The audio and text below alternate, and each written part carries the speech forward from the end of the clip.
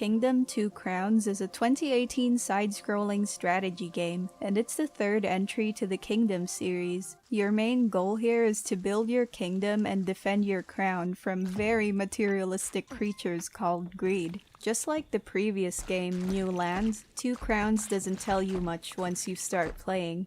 A ghost will guide you in the beginning of the game, showing you how to set up your camp, collect gold coins, and recruit people as archers and builders. After that, you're left to discover everything that the game has to offer.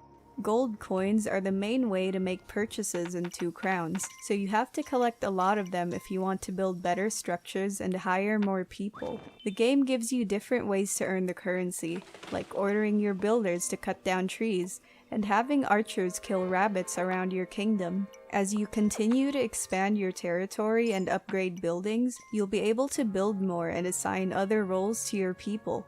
The game goes through a day and night cycle too, so you'll spend the day exploring outside. But once it starts getting dark, you'll have to go back to your kingdom and hope that its defenses will last you until dawn. It's really easy to lose track of time, especially when you're deep in the forest. Those greedy creatures appear once night falls, and their goal is to take as much gold as they can until they can finally get to your crown.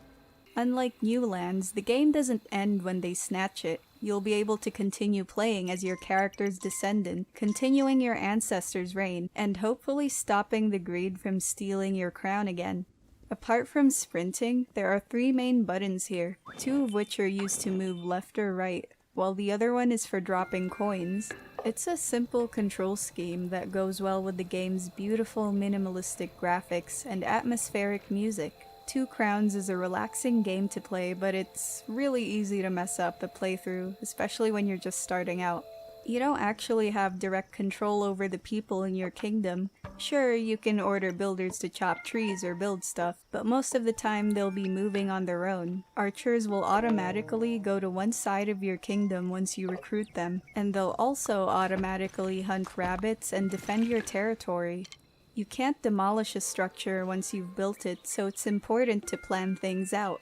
Like, I thought I was doing well when I began my first playthrough, but then I accidentally got rid of all my sources of income. I cut down way too many trees and there were no rabbits spawning around, so my archers couldn't hunt for gold coins. The final nail in the coffin was when I spent the little money I had recruiting someone.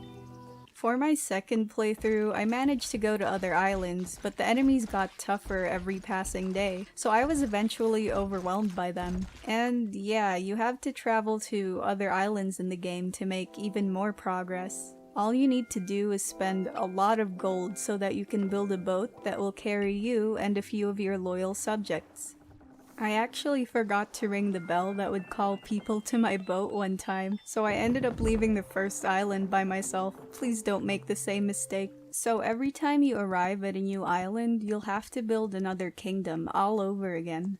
It becomes more challenging too, especially when you go back to your previous islands. Balancing the amount of workers and fighters you have while keeping track of your resources in each island becomes pretty hard. Not to mention gems, which are another currency that you'll be carrying around with you as you go back and forth. I want to keep some of the surprises, so let's just say that those gems unlock some pretty cool stuff. And that's the gameplay loop of Kingdom Two Crowns. It becomes super rewarding once you find more ways to strategize and earn gold. The game also has split-screen co-op if you want to play with someone.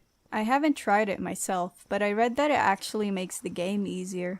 Apart from that, there's 2 other modes, Shogun and Deadlands. They're not that different from each other apart from the monarchs and environments, but they're still a welcome addition. Shogun has a feudal Japan setting, so you'll have lands and buildings that fit the style of the era. Like bamboo forests are widespread, and the roles that you can assign to your people change to things like ninjas and samurais. As for Deadlands, it's a crossover with another game called Bloodstained, Ritual of the Night.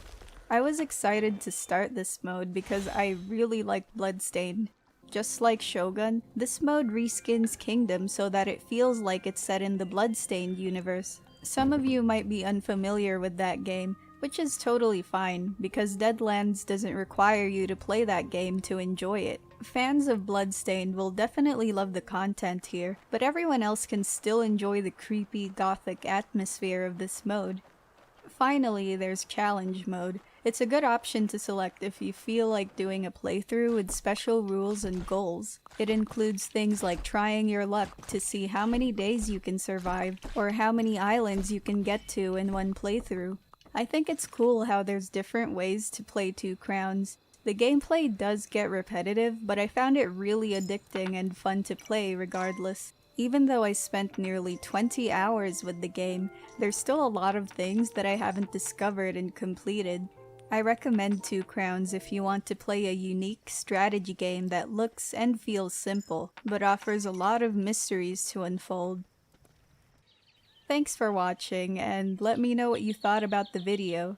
So, Christmas is close, at least at the time I posted this video. It doesn't feel like Christmas, honestly. But I suppose it's because of everything that's been going on with 2020. Still, Merry Christmas to everyone, and I hope you guys are doing well despite everything. So yeah, I'll see you guys in my next video, which I will try to put out before the year ends.